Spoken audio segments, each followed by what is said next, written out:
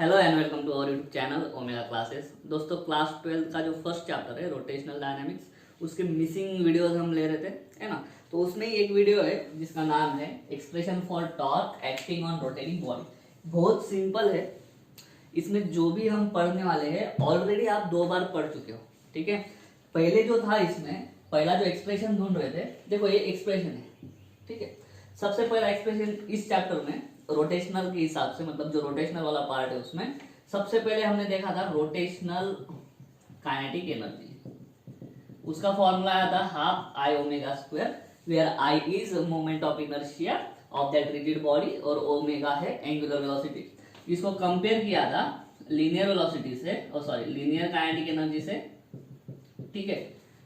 और उससे हमने निकाला था कि जो काम मास करता है लीनियर मोशन में वही एक टर्म करती है रोटेशनल मोशन में। नई टर्म मिली थी हमको मोमेंट ऑफ इनर्शिया, और मोमेंट ऑफ इनर्शिया को हमने लिखा था m I R i square, i running from 1 to n। n मतलब नंबर ऑफ पार्टिकल्स, बॉडी कितने पार्टिकल्स से बनी है उन सारे पार्टिकल्स, ठीक है।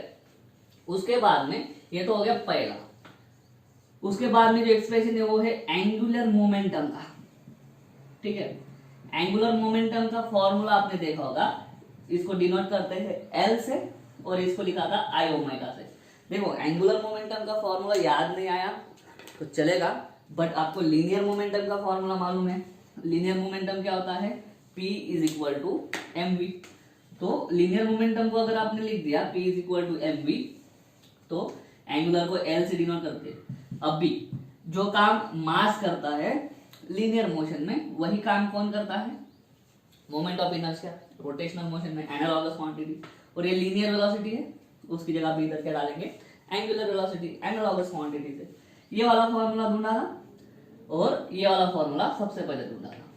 और अगर आपको याद होगा ये एक्सप्रेशन ढूंढते वक्त स्टेटमेंट अप्रोक्स सेम ही थे, है ना।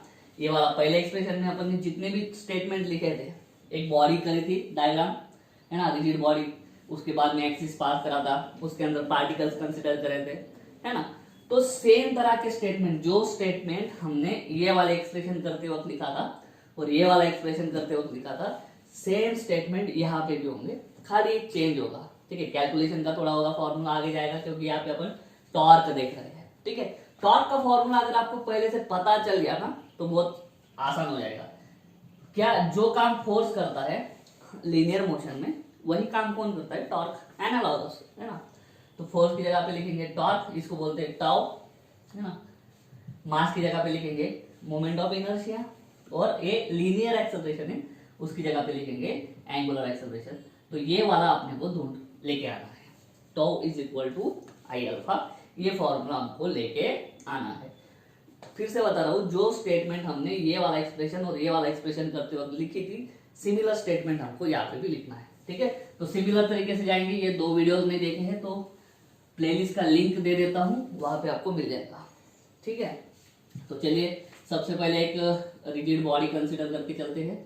ये है रिजिड बॉडी, एक पॉइंट कंसीडर करते हैं, इसमें से एक्सिस पास करते हैं। यहाँ पे कुछ तो लिखेंगे, है ना। पहले ही स्टेटमेंट में एक चेंज है लेकिन बहुत छोटा सा चेंज है, खाली एक नोटेशन का चेंज है, ठीक है, वो आपको पता चल जाएगा। मान लो इसमें बहुत सारे पार्टिकल है, ये पहला पार्टिकल m1 है, उसका मास, ये m2, ये m3, और ऐसे करते करते इधर भी एक आध ले लेते हैं ना। लास्ट वाला पार्टिकल है mm, ठीक है। पहले पार्टिकल का परपेंडिकुलर डिस्टेंस बोल रहा हूं मैं, यहाँ पे दिख नहीं रहा है परपेंडिकुलर क्योंकि बॉडी जो है रिजिड है, सॉलिड बॉडी है, ठीक है। यहाँ पे क्या है, प्लेन है, इस पे 3 डायमेंशनल डायग्राम ड्रॉ नहीं कर सकते हैं। इसका डिस्टेंस है r1 परपेंडिकुलर डिस्टेंस, ठीक है, कहां से, एक्सिस ऑफ रोटेशन से। इसका डिस्टेंस है r2 परपेंडिकुलर डिस्टेंस, कहां से, एक्सिस ऑफ रोटेशन से। ये r3, ऐसे करते करते ये फाइनली कितना है डिस्टेंस r है। तो बॉडी इतने पार्टिकल से बनी है, हर एक पार्टिकल का मास अलग अलग ले लिया अपन ने, m1 m2 m3 up to mm। उनका रिस्पेक्टिव डिस्टेंस क्या है, r1 r2 r3 up to r है, ठीक है। देखो पहला स्टेटमेंट क्या था, काइनेटिक एनर्जी का हो या एंगुलर मोमेंटम का हो। पहला स्टेटमेंट क्या था, क्योंकि दोनों के फॉर्मूले में क्या था, ओमेगा ओमेगा था, है ना। ये रोटेशनल काइनेटिक एनर्जी, ये एंगुलर मोमेंटम, दोनों के फॉर्मूले में क्या था, ओमेगा ओमेगा। तो वो स्टेटमेंट जब अपन लिख रहे थे तब बोल रहे थे कि consider a rigid body rotating about an axis, कहा कैसे होगा एक्सिस, पासिंग थ्रू, कहाँ पे, passing through it and perpendicular to its plane, ऐसा अपन पहले बोलेंगे। एक्सिस क्या होगा, बॉडी में से पास होगा, ठीक है, पॉइंट बोल देते हैं, कहाँ से, पॉइंट ओ बोल देते हैं, और परपेंडिकुलर होगा इस बॉडी को।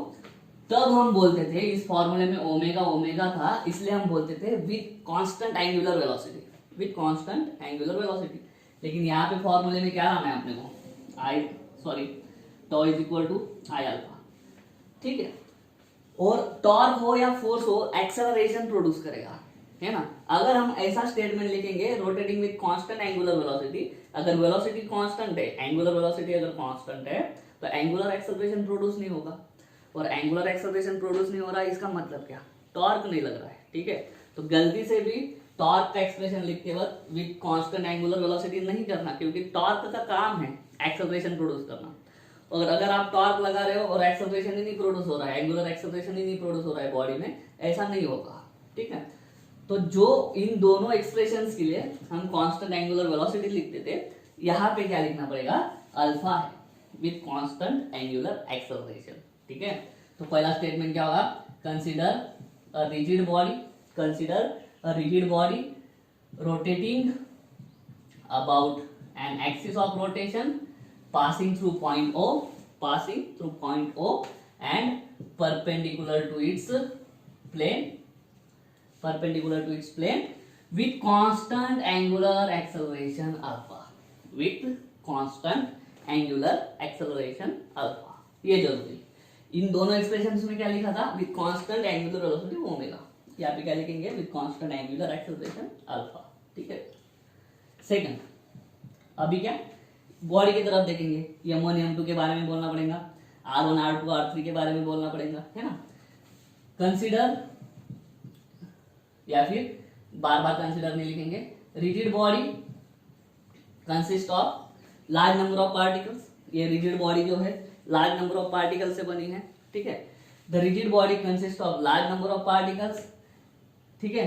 Hence let M1 M2 M3 up to Mn, M1 M2 M3 up to Mn be the masses of particles at perpendicular distances, उनके perpendicular distances भी लिखना है ना, at perpendicular distances R1 R2 R3 up to Rm respectively, last में respectively मतलब क्या, M1 का R1 M2 का R3 ऐसा उसका मीनिंग होता है।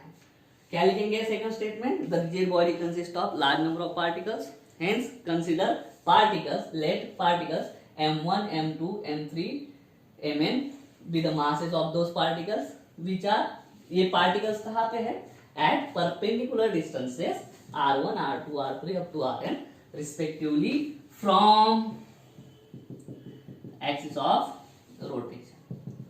कहाँ से डिस्टेंसेस, कहाँ से, दो पॉइंट के बीच का होता है ना, तो एक होगा एक्सिस ऑफ रोटेशन और दूसरे होंगे ये मासेस, ठीक है।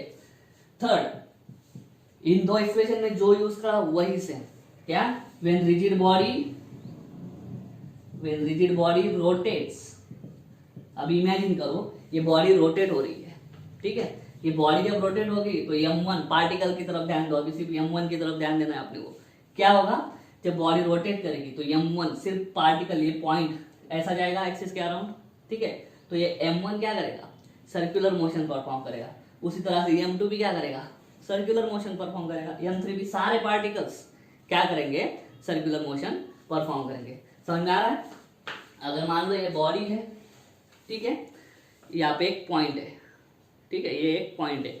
अगर ये बॉडी ऐसी रोटेट कर रही है तो पॉइंट देखो सर्कल में घूम रहा है, पॉइंट किस में घूम रहा है, पॉइंट सर्कल में घूम रहा है, ठीक है। तो वही बोलना है कि बॉडी जब रोटेट करती है उसके पार्टिकल्स कौन सा मोशन परफॉर्म करते हैं, उसके पार्टिकल्स सर्कुलर मोशन परफॉर्म करते हैं। तो वही बोलेंगे when rigid body rotates particles perform circular motion, ये लिखेंगे। अभी सर्कुलर मोशन वाले कंसेप्ट लगाएंगे, अभी सर्कुलर मोशन वाले कंसेप्ट लगाएंगे। क्या, एंगुलर वेलोसिटी, उसके बाद में लीनियर वेलोसिटी, उसके बाद में एंगुलर एक्सेलरेशन, उसके बाद में लीनियर एक्सेलरेशन। यहाँ पे किसके बारे में बात कर रहे हैं अपन? अल्फा के बारे में। अगर यहाँ पे हमने क्या लिखा है? With constant angular acceleration, with constant angular acceleration, ठीक है। तो हर एक पार्टिकल का एक्सेलरेशन कांस्टेंट होगा। कौन सा वाला? एंगुलर वाला। कौन सा वाला? एंगुलर वाला, ठीक है। Angular acceleration of each particle is same but angular acceleration same but linear acceleration is different। Same उधर भी वही लिखा था। ये दोनों इसमें क्या लिखा था पता है? अपन ने एक्सेलरेशन की जगह पे वेलोसिटी टर्म यूज करी थी, बाकी कुछ नहीं था, ठीक है। और linear acceleration is equal to R into angular acceleration. जैसे v is equal to R omega होता है आपका, ठीक है, वैसे ही linear is equal to R into angular, ठीक है। तो हर एक पार्टिकल का लीनियर एक्सेलरेशन अलग है। तो m1 वाले पार्टिकल का अलग एक्सेलरेशन, कौन सा? लीनियर, ये इसका अलग। तो लेट a1 मान लेते हैं क्या?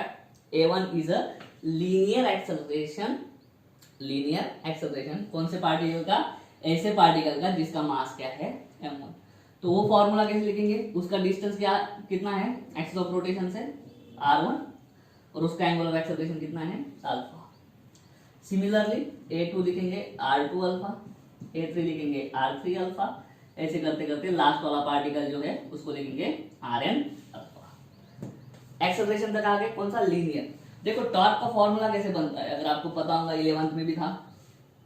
Torque is equal to force into R. Force मतलब फोर्स, और आर क्या होता है पता है? आर को बोलते हैं मोमेंट आर्म। मोमेंट आर्म मतलब क्या? मोमेंट आर्म एक डिस्टेंस होता है, क्या? परपेंडिकुलर डिस्टेंस, ठीक है। अभी डिस्टेंस किन दो पॉइंट के बीच में? पहला पॉइंट होता है एक्सिस ऑफ रोटेशन, और दूसरा पॉइंट होता है line of action of force, line of action of force, ठीक है। तो इनके बीच में एंगुलर सॉरी लीनियर एक्सेलरेशन है, और लीनियर एक्सेलरेशन प्रोड्यूस कौन करता है? फोर्स। तो पहले फोर्स निकालेंगे, फोर्स के बाद में क्या निकालेंगे? टॉर्क निकालेंगे। एक्सेलरेशन तक आ गए। फोर्स का फॉर्मूला क्या होता है? फोर्स का फॉर्मूला होता है मास इनटू एक्सेलरेशन। मास पता है हर एक पार्टिकल का, लीनियर एक्सेलरेशन भी पता है हर एक पार्टिकल का। तो चलिए पहले फोर्स निकालते हैं, ठीक है। फोर्स F1 मतलब क्या? The force acting on particle having mass m1 and situated at a distance perpendicular distance r1 from the axis of rotation। ऐसा लिखना है। F1 क्या है? F1 is the force acting on particle having mass m1 and which is situated at perpendicular distance r1 from the axis of rotation, ठीक है। F1 क्या? m1 a1 क्या हो जाएगा? m1 as it is, a1 की value यहाँ से r1 alpha. F2 क्या? उसी तरह से अभी ये m1 r1 अल्फा आया तो हो जाएगा m2 r2 अल्फा, लास्ट वाला fn क्या? mn rn alpha. अपने को फोर्स नहीं चाहिए, अपने को क्या चाहिए? टॉर्क चाहिए, ठीक है। ऊपर का रफ कर दो थोड़ा, अगर चाहो तो स्क्रीनशॉट ले लो, ऐसा ही लिखना है आपको, ठीक है। तो देखना पहले वाले पे टॉर्क, अभी टॉ1 मतलब क्या? तो टॉर्क एक्टिंग ऑन वही same particle having mass m1 situated at perpendicular distance r1 from the axis of rotation। जो f1 के लिए फोर्स वर्ड यूज किया था, टॉ1 के लिए टॉर्क वर्ड यूज करेंगे, बाकी दूसरा कुछ नहीं। तो क्या होता है? f1 into r1। f1 क्या है? ये m1 r1 alpha into r1, force की value m1 r1 alpha, m1 r1 alpha. तो देखो m1 है r1 इंटू r1 का स्क्वायर अल्फा। उसी तरह से टॉ2 क्या हो जाएगा? m2 r2 square alpha. टॉ3 क्या हो जाएगा? m3 r3 का स्क्वायर अल्फा। सिमिलरली टॉn क्या हो जाएगा? mn rn का स्क्वायर अल्फा। ये हो गए इंडिविजुअल टॉर्क्स, एक एक पार्टिकल पे लगने वाला टॉर्क। अगर पूरा टॉर्क निकालना है तो कैसे करेंगे? Simple, total torque is equal to टॉ1 प्लस टॉ2 प्लस टॉ3 अप टू टॉn। करो m1 r1 square alpha plus m2 r2 square alpha plus m3 r3 square alpha plus plus plus plus plus mn rn square alpha. Tau is equal to क्या? देखो alpha common निकाल देते हैं, alpha common बाद में निकालते, चलो बाहर नहीं, उधर के साइड निकालेंगे। यहाँ पे क्या बचा, m1r1 square plus m2r2 square plus m3r3 square अब तक प्लस mn rn स्क्वायर, और अल्फा आर एक में से कॉमन, यहाँ से अल्फा बाहर, यहाँ से अल्फा बाहर, यहाँ से बाहर, यहाँ से बाहर। ये स्क्वायर ब्रैकेट वाला देखोगे तो इसको क्या लिख सकते हैं अपन, टॉ इज इक्वल टू, ध्यान से देखो, sigma M I R I का स्क्वायर, 1 1 मतलब आई आई, 2 2 मतलब आई आई, 3 3 मतलब आई आई, है ना। और यहाँ पे क्या है n, तो कहाँ से 1 से लेके n तक, i running from 1 to n alpha. ध्यान से अगर देखेंगे तो ये जो स्क्वायर ब्रैकेट वाली टर्म है इसी को क्या बोलते हैं, इसी को मोमेंट ऑफ इनर्शिया बोलते हैं। तो लिखेंगे but this is a moment of inertia, this is I, therefore tau is equal to I alpha. खत्म। टॉर्क जो है वो वेक्टर क्वांटिटी है, जो काम फोर्स करता है लीनियर मोशन में, सेम काम करता है टॉर्क रोटेशनल मोशन में या एंगुलर मोशन में, ठीक है। इसके डायमेंशन क्या, वेक्टर क्वांटिटी है, इसके डायमेंशन या तो इससे निकालो या तो इससे निकालो, है ना। क्वांटिटी कौन से मोशन से, देखो फोर्स होता है, ग्रेविटेशनल हो, न्यूक्लियर हो, कोई भी हो, फोर्स होता है और उस फोर्स के डायमेंशन कांस्टेंट होते हैं, ठीक है। तो टॉर्क ये वाला इस फॉर्मूले से निकालो या इस फॉर्मूले से निकालो, सेम ही है। डायमेंशन क्या, फोर्स का तो मालूम होना चाहिए, नीचे का देखिएगा आपको, ओके। फोर्स का होता है L1 M1 T-2 और ये R मतलब डिस्टेंस मतलब लेंथ मतलब L, तो to is equal to L2 M1 T-2, ये होता है उसका डायमेंशन। टॉर्क का यूनिट क्या आएगा, यहाँ से न्यूटन मीटर, क्योंकि फोर्स मतलब न्यूटन, R डिस्टेंस मतलब मीटर, यहाँ पे क्या होगा kg मीटर स्क्वायर, ये होता है मोमेंट ऑफ इनर्शिया का यूनिट, और अल्फा होता है क्या, रेडियन पर सेकंड स्क्वायर, इस हिसाब से भी आप लिख सकते हो, ठीक है। कुछ भी करो, रेडियन को है ना ये नहीं होता, यूनिट नहीं होता है रेडियन, तो सॉरी डायमेंशन नहीं होता है एंगल को, ठीक है। तो यहाँ से भी अगर आप डायमेंशन निकालोगे, केजी मतलब मास मतलब m1, मीटर का स्क्वायर मतलब मीटर मतलब लेंथ का स्क्वायर मतलब l, और सेकंड स्क्वायर नीचे है, मतलब T2 तो है लेकिन नीचे होने की वजह से माइनस। दोनों डायमेंशन कंपेयर करो, दोनों डायमेंशन क्या आएंगे, सेम आएंगे, ठीक है। तो इस तरह से अपन फॉर्मूला निकाल चुके हैं, tau is equal to I alpha. कुछ नहीं, जैसे एंगुलर रोटेशनल काइनेटिक एनर्जी के लिए फॉर्मूला था, उसके बाद में एंगुलर मोमेंटम के लिए फॉर्मूला था, same concept same lines use करके टॉर्क का भी फॉर्मूला आ जाता है। उम्मीद करता हूँ समझ में आ गया होगा। अगर ऐसा है तो वीडियो को लाइक करो, वीडियो को शेयर करो, चैनल को सब्सक्राइब कर देना। मिलता हूँ नेक्स्ट वीडियो में, तब तक के लिए जय हिंद।